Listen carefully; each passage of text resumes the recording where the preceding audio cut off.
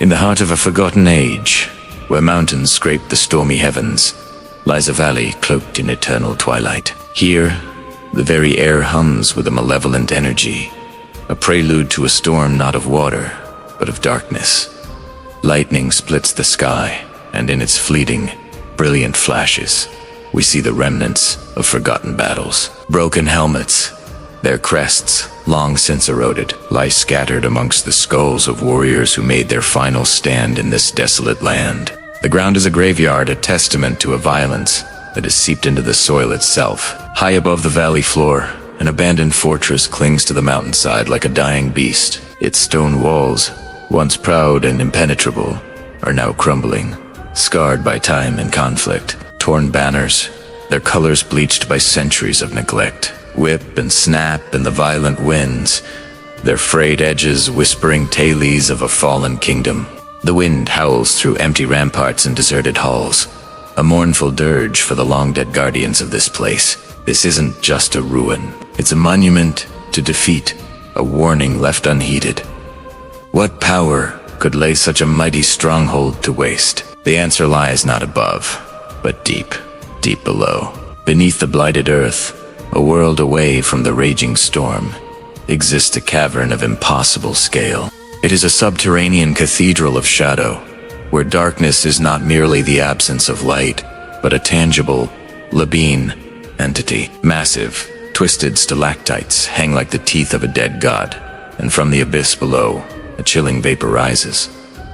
Here, shadows writhe and coalesce, moving with a sinister purpose. They twist into unnatural forms, flowing like black water across the cavern floor, gathering, waiting. This is a nexus of dark power, a womb where nightmares are given form and substance. The silence is profound, broken only by the drip of unseen water and the feeling of a million unseen eyes watching from the gloom. At the cavern's very center, the darkness parts to reveal a ritual circle, etched into the stone floor with an unnerving precision. Ancient runes, carved with forgotten magic, pulse with a sickly red light, casting a blood-hued glow on the surrounding darkness. The air crackles, thick with power being drawn from the very fabric of the world. As the runes flare with greater intensity, the dust and earth within the circle begin to stir. Shapes form, rising from the ground not as shambling corpses, but as proud, ancient warriors. Their armor, pitted and ancient,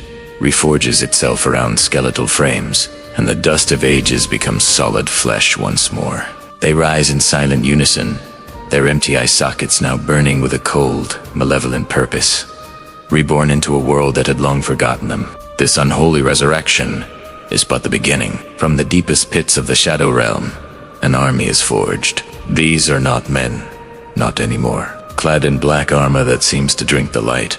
They are constructs of pure darkness and hate. Their forms are perfect, unnaturally so, moving with a silent, synchronized grace that speaks of a single, unified will. Each soldier is a weapon, their hearts replaced by cold ambition, their eyes burning with a crimson light that promises only annihilation. They are the Shadow Sworn, an army born from nightmare, and their numbers are legion. They pour forth from the cavern's maw, an endless river of black steel and red light, ready to drown the world of the living. And every army has its general, every storm has its eye. Standing upon a jagged cliff overlooking his newly risen horde, he appears. They call him the Shadow Warlord. His presence is immense, a vortex of power that bends the very air around him. His obsidian armor is etched with symbols of conquest and despair, and his great cloak, woven from the stuff of night, billows and flows as if caught in a perpetual tempest. In his grip, he holds a cursed spear, its tip radiating a palpable aura of dread. He is the culmination of this dark magic, the mind behind the madness, the will that commands the storm. His gaze sweeps across his numberless soldiers, not with pride, but with cold, calculating certainty. The age of man is over. The call to war echoes through the ethereal plane. Ghostly hands, spectral and translucent, strike the taut skins of immense war drums. The sound is not heard with the ears, but felt in the soul deep, resonant booming that shakes the foundations of reality. Wheat, each beat, More soldiers answer the summons. Thousands upon thousands of spectral warriors, the ghostly echoes of all who have fallen in battle, rise from their unmarked graves across the land. They are an army of phantoms, their forms shimmering, their weapons insubstantial, yet deadly. They join the ranks of the Shadow-sworn, a ghostly tide following in the wake of the living darkness, swelling the warlord's forces to an unimaginable size. This is not just an army, it is an apocalypse. The secrets of this dark ascension are not entirely lost. In hidden libraries and forgotten vaults across the kingdoms of men, scholars unroll ancient, brittle scrolls. The candlelight flickers across intricate diagrams and texts written in a long-dead tongue. They describe this forgotten dark magic, the forbidden rituals, the unholy pacts required to raise such an army. They speak of war tactics that defy honor and reasoned strategies built on fear, sacrifice, and soul-crushing despair. The scrolls tell of the Shadow Warlord, a legend whispered as a cautionary tale to frighten children, now revealed to be a terrifying, historical truth. But the knowledge has come too late. The warnings went unheeded for generations, and now the prophecy is at hand. While scholars decipher crumbling texts, others face the threat head-on. Cloaked in shadow, moving silently through the blighted lands, spies from the human kingdoms witness the impossible. From hidden perches on desolate hillsides, they watch the dark army assemble. They see the endless columns of black-armored soldiers, the legions of spectral warriors, and the terrifying figure of the warlord directing them all. Fear, cold and sharp, grips their hearts. This is a force beyond any they have ever conceived. They scramble to return to their kingdoms, carrying not just intelligence, but a desperate, chilling message of impending doom. The nightmare is real, and it is marching towards their homes. The message spreads like wildfire. Fear becomes resolve.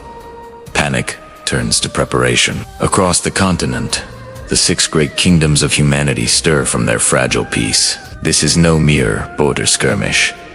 This is a war for survival.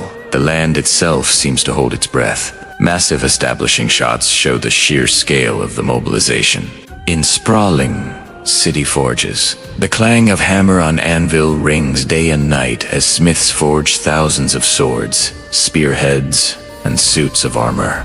The fires of their work, a defiant answer to the encroaching darkness. In war rooms, candlelight illuminates maps as grizzled generals, their faces etched with worry, plan desperate strategies against an unknowable foe. On the vast plains outside the city walls, the thunder of hooves shakes the ground as cavalry practices formations, their lances a forest of steel pointed towards the coming storm. The world is preparing for war. An atmosphere of grim determination settles over the kingdoms.